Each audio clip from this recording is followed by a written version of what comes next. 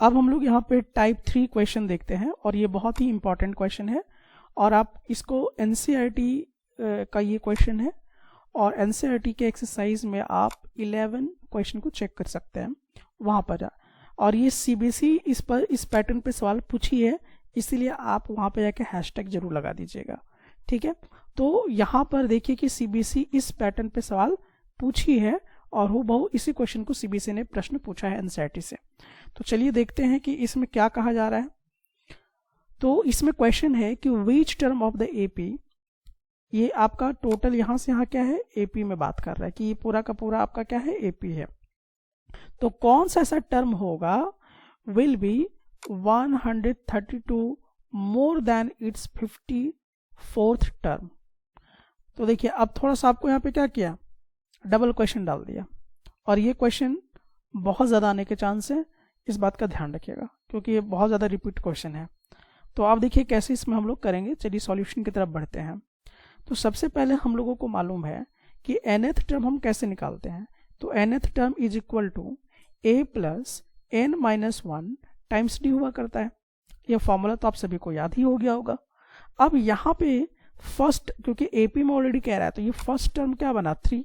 तो ये 3 जो हमारा है ये फर्स्ट टर्म बन गया। और कॉमन डिफरेंस कैसे निकालते हैं, क्योंकि एपी में बोर्ड है तो हम कॉमन डिफरेंस किसी एक का बीच का निकाल लेंगे तो पता चल जाएगा। तो हम क्या करेंगे, इस 15 में से 3 को माइनस कर देंगे। तो 15 में से 3 को माइनस करेंगे तो कॉमन डिफरेंस कितना आ रहा है, 12 आ रहा है। तो ये हम लोगों का कॉमन डिफरेंस में पता चल गया। अब चलिए अकॉर्डिंग टू क्वेश्चन चलेंगे। तो अब यहाँ पे ध्यान दीजिएगा, nth टर्म आपसे यही पूछ रहा है ना कि विच टर्म, तो विच टर्म को हम क्या ले लिए, विच टर्म को हम ले लिए nth टर्म, ठीक है। क्या ले लिए, nth टर्म। विल बी या इज है तो यहाँ पे क्या लगा दिए, इक्वल टू। अब क्या बोल रहा है, 132 मोर देन, मतलब इसमें प्लस हो जा रहा है। तो मोर देन किससे, कौन सा टर्म, 54th टर्म। तो इक्वेशन ऐसा बन गया अकॉर्डिंग टू क्वेश्चन।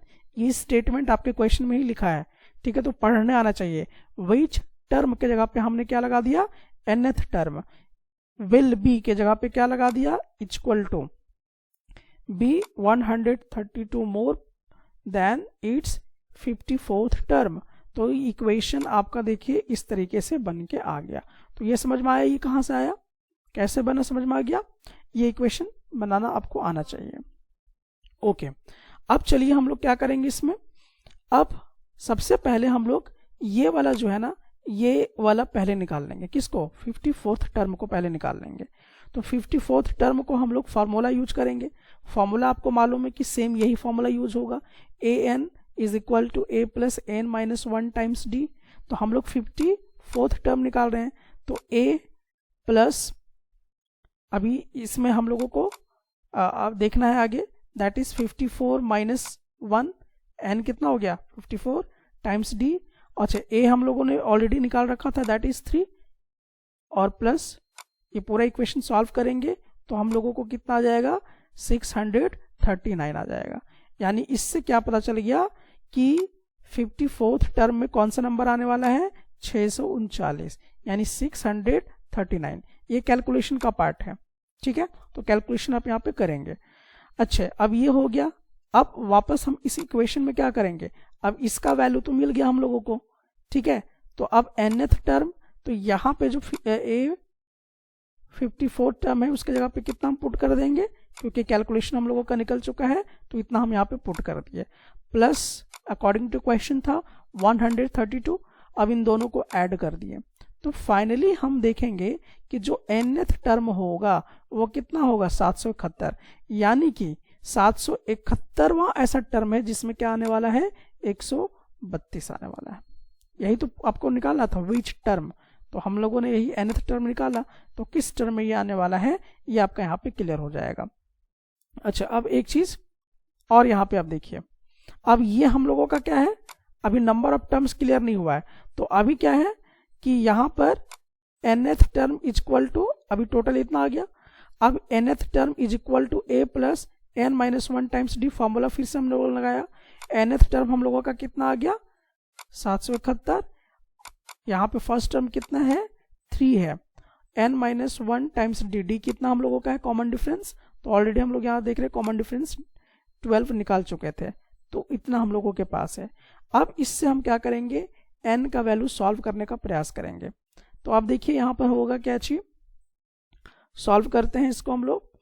तो अब देखिए 771 है, ये वाला प्लस में इधर जाके क्या करेगा माइनस कर जाएगा, तो माइनस करेगा तो घट के कितना आएगा 768। उसके बाद बच जाएगा आपका इतना सा हिस्सा, तो ये यहाँ पर एज इट इज कॉपी हो गया।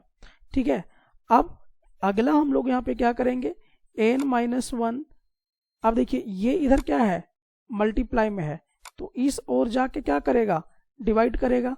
तो हम लोगों ने जब 768 को डिवाइड कर दिया 12 से, तो कितना कट के आया 64, तो यहाँ पर वही चीज लिखा हुआ है, ये आपका हो गया 64।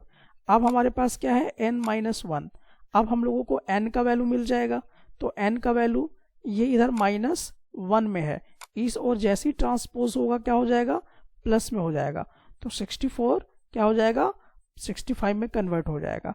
तो n का वैल्यू जो है ये हम लोगों का 65 मिलेगा। ठीक है, तो यहाँ तक ये समझ में आ गया। तो आपसे बोल रहा है कि कौन सा टर्म में इससे 132 ज्यादा मिलेगा, तो कौन सा टर्म मिलेगा 65वां टर्म में जो है मिलेगा। समझ में आया क्वेश्चन ये? तो इस टाइप का क्वेश्चन आपको प्रैक्टिस करना है, क्योंकि ये आपका सीबीएसई पैटर्न का क्वेश्चन है।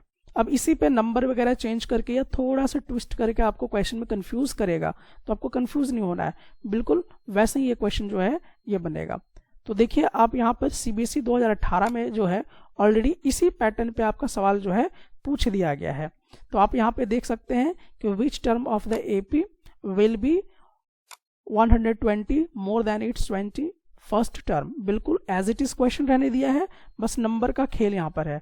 तो मैंने आपको कहा कि सीबीएसई इस पर प्रश्न पूछती है, तो इसलिए इसको आप हैशटैग कर लीजिएगा एनसीईआरटी का इस क्वेश्चन को, आपका एक्सरसाइज का 11 क्वेश्चन में ये दिया हुआ है।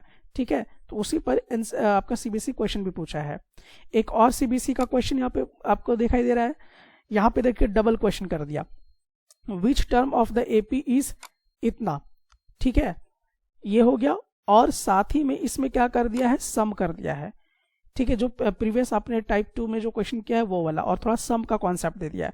तो जब मैं सम पढ़ाऊंगा तो ये वाला क्वेश्चन ऑटोमेटिकली आपका सॉल्व हो जाएगा, लेकिन आप अभी तक ये वाला पार्ट सॉल्व कर सकते हैं। तो अभी है कि आप वीडियो को पॉज कीजिए, और पॉज करने के बाद ये जो सीबीएसई का क्वेश्चन है इसको अभी तुरंत प्रैक्टिस कीजिए।